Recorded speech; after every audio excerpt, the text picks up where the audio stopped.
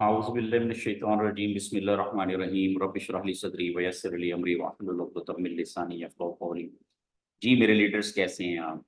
अच्छा, आज हम डिस्कस कर रहे हैं सूरह बकरा की आयत नंबर 46 से लेके 56 तक। तो उसकी मैंने ट्रांसलेशन आपके सामने रखी है, फिर मैं इसका कंटेंट एनालिसिस करूँगा और उससे जो मैंने मॉडल बनाया है, हम उस पे बात करेंगे इंशाअल्लाह। तो तर्जुमा ये है कि अल्लाह फरमाते हैं, बनी इसराइल मेरी उस नेमत को याद करो जो मैंने तुम पर रखी और मैंने तुम्हें जहान वालों पर फजीलत दी। तो इसमें इंपॉर्टेंट बात यह है कि अल्लाह रब्बुल आलमीन ने उनको हाई रैंक दिया, मतलब जहान वालों पर फजीलत दी। तो जब अल्लाह रब्बुल आलमीन किसी को नेमत देता है तो उसकी कुछ रिस्पॉन्सिबिलिटीज़ भी होती हैं जिसको फुलफिल करनी होती है। जितनी रिस्पॉन्सिबिलिटीज़ जितना रैंक ज़्यादा होगा उतनी रिस्पॉन्सिबिलिटी ज़्यादा होगी। और फिर अल्लाह फरमाते हैं कि उस दिन से डरो जिस दिन कोई जान किसी जान के काम ना आएगी और ना उससे किसी की कोई सिफारिश कबूल की जाएगी, ना उससे कोई मुआवजा लिया जाएगा और ना ही कोई मदद मिलेगी। यानी कि क़यामत के बारे में अल्लाह फरमा रहे हैं कि क़यामत पे पूरा यकीन रखो और क़यामत वाले दिन यौम हिसाब है, मालिक यौमिद्दीन। उस दिन मेरे अल्लाह ने सिर्फ़ अमाल तोलने हैं, किसी की कोई सिफारिश नहीं होगी, किसी से कोई मदद नहीं ली जाएगी, कोई मुआवज़ा कबूल नहीं किया जाएगा, इल्ला ये कि जिसकी मेरे अल्लाह इजाज़त दे। और मेरा अल्लाह जिसको इजाज़त देगा वही सिफारिश करेगा, जिसके लिए मेरा अल्लाह इजाज़त देगा उसी की सिफारिश की जाएगी। लेकिन ये सारा काम होगा अमाल तुलने के बाद। तो इस मिसकंसेप्शन को ठीक कर लें। अगर हमारे अमाल ठीक हुए, फिर अल्लाह ताला हमारे हक़ में नबी सल्लल्लाहु अलैहि वसल्लम की शफ़ाअत कबूल करेंगे। अगर हमारे अमाल ठीक नहीं हुए, तो नबी सल्लल्लाहु अलैहि वसल्लम की भी सिफारिश अल्लाह ताला आप को इजाज़त ही नहीं देंगे कि सिफारिश की जाए। तो ये क्लियर कट हमें क्लियर करना चाहिए कि हमारे अमाल का हिसाब होगा और उसी की बुनियाद पर तय करेगा अल्लाह कि इसके हक़ में सिफारिश कबूल करनी है कि नहीं करनी। फिर अल्लाह ताला फरमाते हैं कि और याद करो जब हमने तुम्हें फ़िरौन वालों से निजात दी जो तुम पर अज़ाब देता था, तुम्हारे बेटों को कत्ल करता था, तुम्हारी औरतों को ज़िंदा रखता था और इसमें तुम्हारे रब की तरफ से बड़ी आज़माइश थी। तो बनी इसराइल पे अल्लाह रब्बुल आलमीन ने फ़िरौन को मुसल्लत किया हुआ था और वो इसीलिए मुसल्लत किया हुआ था क्योंकि वो अल्लाह की जो हुक्म शरअ है उससे निकल जाते थे। तो अल्लाह ताला ने इनको आज़माइश डाली और याद रखिए ये आज़माइश अल्लाह की तरफ से होती है। जब कोई इंसान अल्लाह ताला के हुक्म की नाफ़रमानी करता है, नेग्लिजेंस में जाता है तो अल्लाह ताला उसको ट्रायल देते रहते हैं ताकि वो वापस आ रहे, वापस आ रहे, वापस आ रहे। तो ये बहुत बड़ी निशानी थी और वो बहुत ज़ालिम था उन पे। और जब हमने समुद्र को तुम्हारे लिए फाड़ा, फिर तुम्हें बचा लिया और फ़िरौन वालों को तुम्हारे सामने गरक किया, तो तुम देख रहे थे। तो ये बहुत बड़ी निशानी है। मतलब फ़िरौन उस वक़्त सुपर पावर था, उसके पास इक़्तिदार था, ताकत थी, सारा कुछ था। उसके बावजूद अल्लाह ने इतना फ़ज़ल किया।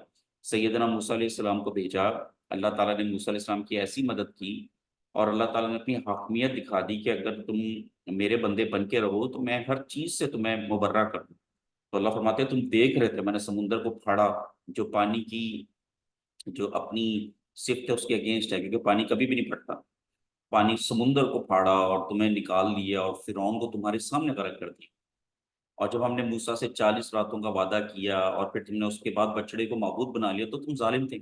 इतनी बड़ी निशानियाँ देखने के बावजूद जब मूसा अलैहिस्सलाम कोहे तूर पे गए 40 रातों के लिए अल्लाह से मिलने, अल्लाह से बातें करने, तो पीछे बनी इसराइल ने बछड़े को माबूद बना लिया। मतलब नाफ़रमानी पे नाफ़रमानी, नाफ़रमानी पे नाफ़रमानी।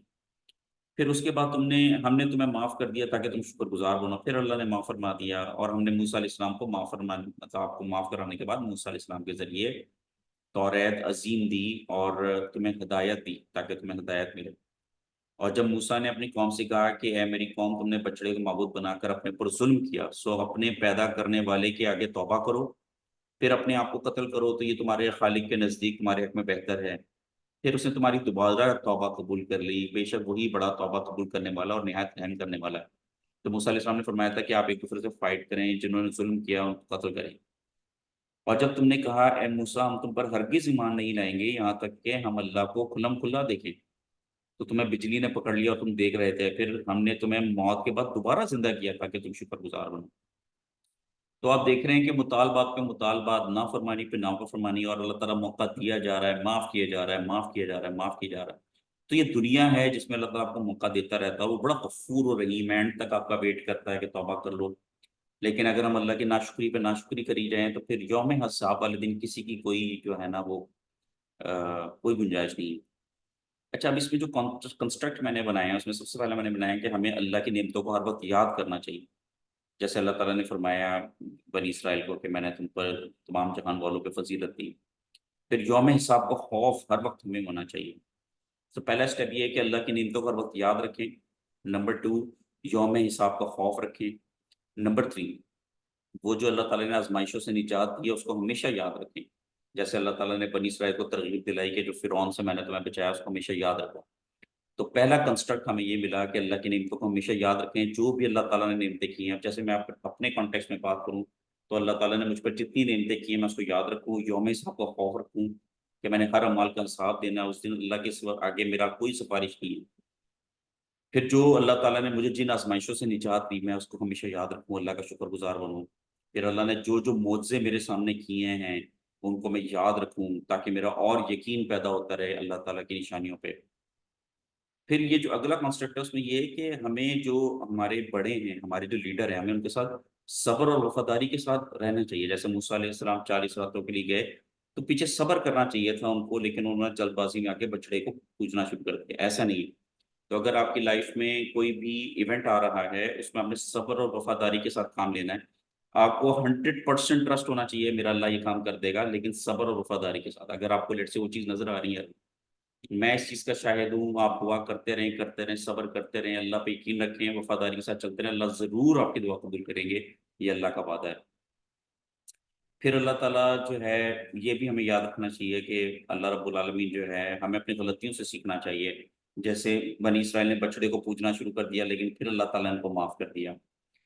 تو اللہ تعالیٰ نے جو ہمیں کتاب دی ہے اس کو مضبوطی سے تھامنا ہے، جیسے ہمارے پاس قرآن ہے، اس سے ہدایت دینا ہے، اس سے مضبوطی سے تھامنا ہے، اور خود کی اصلاح کرنی ہے توبہ کرنے کے بعد، اور حد سے زیادہ مطالبات نہیں کرنا ہے۔ جیسے بنی اسرائیل نے موسیٰ علیہ السلام کو کہا تھا کہ اللہ تعالیٰ کو کھلم کھلا دکھائیں، نہیں، ایسی حد سے زیادہ مطالبات نہ کریں، یہ کفر کے اثرات ہیں۔ اور پھر اللہ تعالیٰ کی نعمتوں کو یاد رکھیں، جیسے ہر روز اللہ تعالیٰ ہمیں مرنے کے بعد دوبارہ زندہ کرتا، اللہ کے شکر گزار رہے ہیں۔ اب میرے لیڈرز یہ میں نے ماڈل بنایا ہے، اگر ہم اس ماڈل پہ چلیں گے تو انشاءاللہ ہم ضرور کامیاب ہوں گے۔ اس کو میں تھوڑا بڑا کر کے آپ کو دکھاتا ہوں۔ تو سب سے پہلا اسٹیپ یہ ہے کہ اللہ کی نعمتوں کا شکر گزار رہیں، اللہ کی نعمتوں کا شکر گزار رہیں، جو آپ کو سکسیس ملتی جا رہی ہے، شکر الحمدللہ شکر۔ دوسرا اسٹیپ یہ ہے کہ ہر وقت ذہن میں خوف رکھیں کہ میرا حساب ہونا ہے، میں نے ایک ایک چیز کا حساب دینا ہے۔ تیسرا، جو ماضی میں جو بھی آپ کو کامیابیاں ملی ہیں اور جو بھی آپ نے جدوجہد کی ہیں اس کا اللہ کے بارگاہ میں شکر ادا کرتے رہیں کہ اللہ نے ہم پر بڑا فضل کیا۔ پھر آپ کے جو لیڈرشپ ہیں ان پر آپ یقین رکھیں، جیسے ہمارا تو سب سے بڑا لیڈر اللہ ہے نا، تو اللہ پہ یقین رکھیں، جو بھی ایونٹ ہو رہا ہے آپ نیکی کرتے رہیں صبر کے ساتھ، 100% اعتماد کے ساتھ کہ اللہ آپ کو دیکھ رہا ہے اور یقیناً اس کا رزلٹ پازیٹیو آئے گا۔ صبر اور وفاداری کے ساتھ اپنی غلطیوں سے سیکھتے رہیں، اس کو بار بار دہرانا نہیں ہے، اگر غلطی ہوگی اللہ سے معافی مانگیں اور اس کو اصلاح کرتے رہیں۔ کتاب کی، علم کی رہنمائی کی قدر کرتے رہیں۔ اگر آپ یہ سارے کام کریں گے تو انشاءاللہ رب العالمین اللہ تعالیٰ ہمیں ضرور کامیابی سے نوازیں گے۔ اس کے الٹ بھی دیکھ لیتے ہیں تاکہ چیزیں مزید کلیئر ہو جائے۔ جیسے پہلا ہے اللہ کی نعمتوں کی ناشکری کرنا، دوسرا حساب کتاب سے بالکل بھی نہ ڈرنا کہ جی دیکھ لیں گے، جو بھی ہوگا دیکھ لیں گے، استغفر اللہ۔